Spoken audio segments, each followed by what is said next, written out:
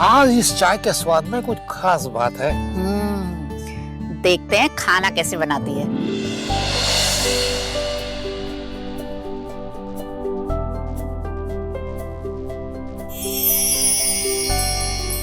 भाभी, मेरे लिए सब्जी रोटी।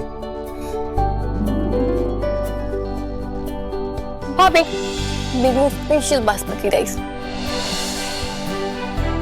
डॉक्टर साहिबा, सबकी पसंद का ख्याल कैसे रखोगी? मेरी भी कुछ डिमांड है।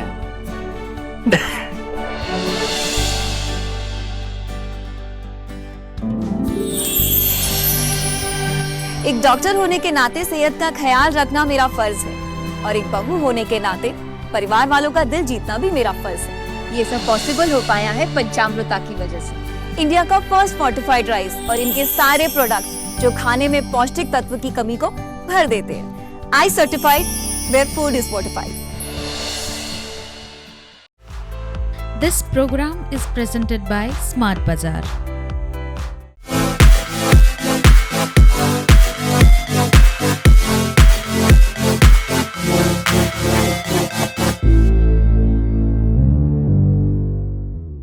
Hello and welcome to Prudent Media. My name is Sachin Chatte and on this show we take a look at the latest releases. Today we will take a look at the new Marvel film called Thunderbolts and the new Ajay Devgn film called Raid 2. First, let's take a look at Raid 2. The follow-up to Raid, which was released in 2018, takes place in the late 1980s and reflects the style of films from that 80s era, where politicians are portrayed as antagonists and the protagonist must outwit them. Directed by Rajkumar Gupta, who helmed the original film, Raid 2 features a rather thin narrative for most part. However, there are certain moments in the latter half, especially towards the end, that elevate it slightly above the average. Slightly. One of the significant issues currently facing Hindi cinema is the absence of memorable villain characters. It has been some time since a truly impactful antagonist has graced the screen. In Raid 2, there is a corrupt politician who is somewhat humanized, but this nuance is ultimately discarded. Additionally, the supporting characters and the storyline feel outdated. Set 7 years after the first film, Ajay Devgn plays the role of Amey Patnaik, the Commissioner of Income Tax, with Vani Kapoor playing his wife, and they have a young daughter. Professionally, he is relentless in his pursuit of defaulters and corrupt individuals. Saurabh Shukla, the villain from the first film, makes a return, although he remains in jail. The film opens with what else but a raid where a big stash of cash is found, but eventually it results in an ignominious transfer for Amey. It also results in a song as the family drives to the new city of Bhoj with minimal luggage in and on their car. In Bhoj, all good things are ascribed to Dadabhai Dhankar, played by Ritesh Deshmukh, who is regarded as the people's savior, overseeing schools, NGOs and various other public initiatives. A flashback reveals his modest origins, and in his introductory scene, he is depicted washing his mother's feet. The mother is played by Supriya Pathak, who perceives him as God's gift to mankind. However, our tax investigator is more discerning, but his attempts to apprehend Dadabhai prove futile. The addition of supporting characters such as Amit Sial playing a fellow tax officer and Yashpal Sharma as a corrupt lawyer injects vitality into the narrative thanks to their exceptional performances. The story though takes convenient routes and you can see from a mile everything that is coming. In the climax, the term currency being floated has a new meaning.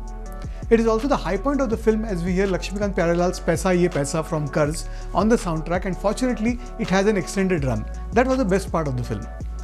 The screenplay is rather clinical, perhaps excessively so, which detracts from its impact.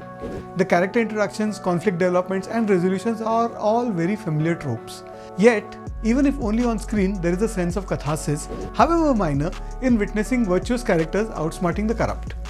The film benefits from a skilled cast with Ritesh Deshmukh and Ajay Devgn fitting seamlessly into their roles, while Amit Sial showcases his comic timing, effectively stealing the spotlight. This installment of Raid doesn't unearth anything that will catch your eye, but it's an okayish film. I'm going to go with 2.5 out of 5 stars for Raid 2. And now let's take a look at the new Marvel movie, Thunderbolts. If you're curious about the significance of the asterisk in Thunderbolts, it denotes the new Avengers as revealed at the film's conclusion.